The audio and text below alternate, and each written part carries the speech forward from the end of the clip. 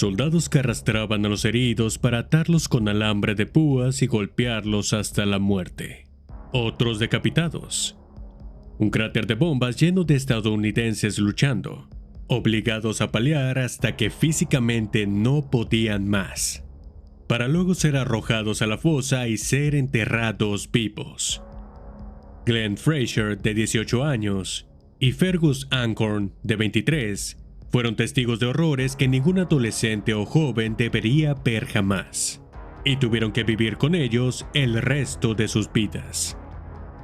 En el verano de 1941, la Segunda Guerra Mundial asolaba Europa y Sudeste Asiático, pero ¿Estados Unidos?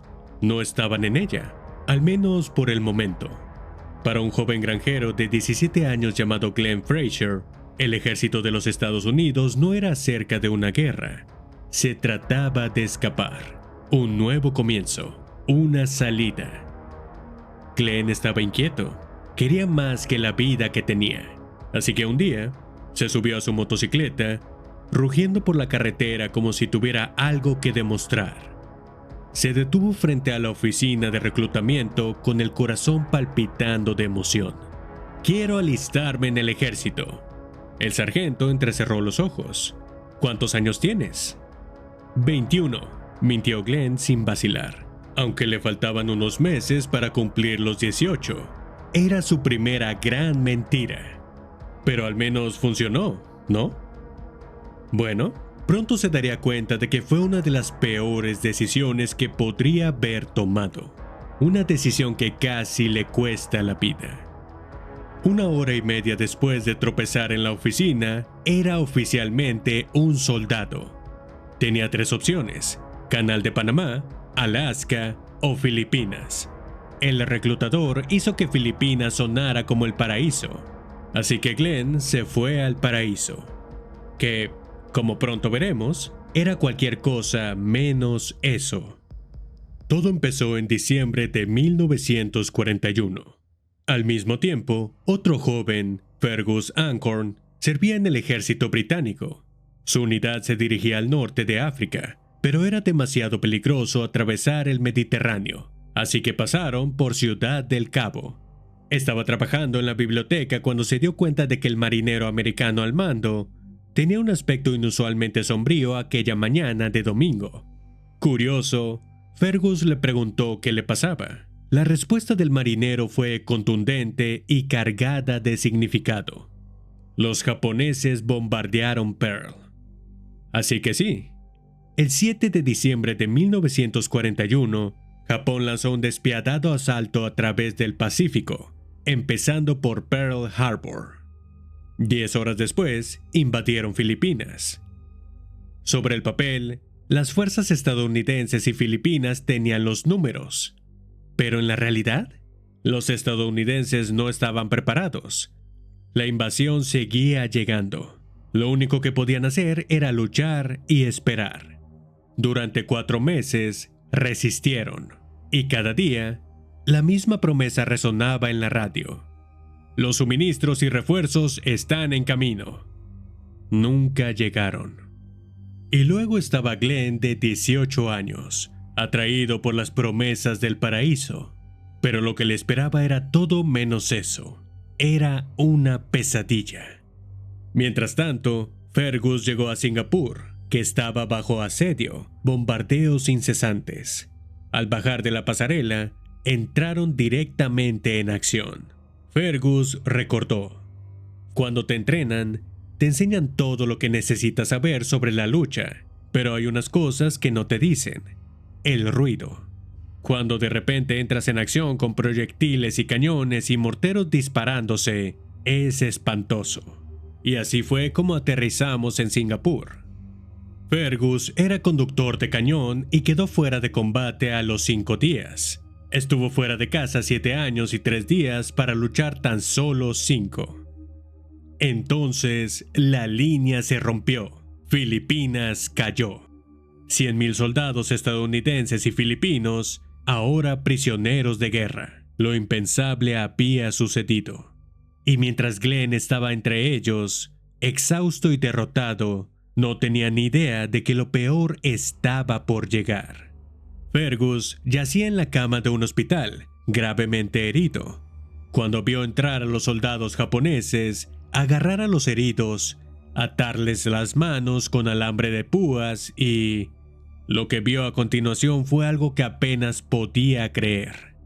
Los soldados sacaron a los heridos al jardín delantero. Los ataron a todos con alambre de púas y luego los mataron a bayonetazos. Luego volvieron al pabellón, limpiaron la sangre de sus bayonetas y procedieron a matar a todos los que estaban en las camas. A todos. Enfermeras, médicos, pacientes. Pero Fergus fue el único superviviente. ¿Y por qué? Cuando me habían volado, la mano derecha me colgaba de la piel. Cuando vinieron a clavarme la bayoneta, vieron toda esa sangre y pensaron que ya lo habían hecho. Siguieron adelante. Mientras tanto, el paraíso prometido a Glenn se convirtió en una pesadilla. Al principio eran ejecuciones una tras otra. Glenn podía escuchar los disparos. Vio los cuerpos. Luego, despojaron a los prisioneros de todo, excepto de sus calzoncillos. Sus cantimploras, vaciadas en el suelo, justo delante de ellos. Y entonces llegó la orden. Recojan sus cosas, únanse a la marcha. La marcha de la muerte. 70,000 prisioneros, 70 millas, sin comida, sin agua, sin piedad. Los que se desmayaron fueron golpeados. A algunos les clavaron bayonetas, a otros los decapitaban de un solo golpe de espada. Glenn, de 18 años, lo vio todo una y otra vez. Un cráter de bomba lleno de americanos luchando, forzados a paliar hasta que físicamente no podían más, luego pateados dentro de la fosa y enterrados vivos. 6 días, 7 noches, sin dormir, sin alivio. Al final, el cuerpo de Glenn se estaba apagando, sus pies se arrastraban, su lengua se hinchó, estaba al borde de la muerte. Y luego, el campamento. Campamento O'Donnell. Un lugar que Glenn describiría más tarde como el infierno en la tierra. En octubre de 1942, él y cientos de otros prisioneros fueron asignados en un barco y enviados a un campo de trabajo de esclavos en Osaka, Japón. Era un día muy frío y Glenn caminaba con las manos en los bolsillos, un acto que casi le cuesta la vida. Un mayor japonés furioso golpeó con el puño en el escritorio y declaró: «¡Llévenlo afuera! ¡Vamos a darle un escarmiento!». Los prisioneros se reunieron cuando el mayor apretó su sable contra el cuello de Glenn. «¿Tienes unas últimas palabras?», preguntó. Sin pensarlo, Glenn respondió: «Puedes matarme, pero no puedes matar mi espíritu. Mi espíritu te perseguirá hasta que mueras». Supersticioso, el mayor dudó. En lugar de ejecutarlo, Glenn fue encerrado en un agujero de 1,5 metros por 1,5 metros en el suelo durante 7 días y 7 noches. Perdió la noción del tiempo, el lugar e incluso su propia identidad. Solo una cosa le mantenía en pie: el odio. Ese odio se acentuó cuando aviones de combate japoneses bombardearon y ametrallaron el hospital del campo, matando a 115 soldados y enfermeras heridos. Mientras Glenn y otro prisionero corrían para ponerse a cubierto, se dividieron en zanjas separadas. Cuando el polvo se asentó, Glenn buscó a su amigo y encontró su pie cortado dentro del zapato. Mientras tanto, la historia de Fergus continuaba en el ferrocarril de Birmania y en el famoso puente sobre el río Kuwai. Los trabajos forzados y las palizas eran interminables. Construyeron un viaducto a 120 grados Fahrenheit. La creosota les ampollaba la piel al contacto. Un día, a Fergus, con el cuerpo destrozado, le ordenaron escalar una estructura de 30 metros.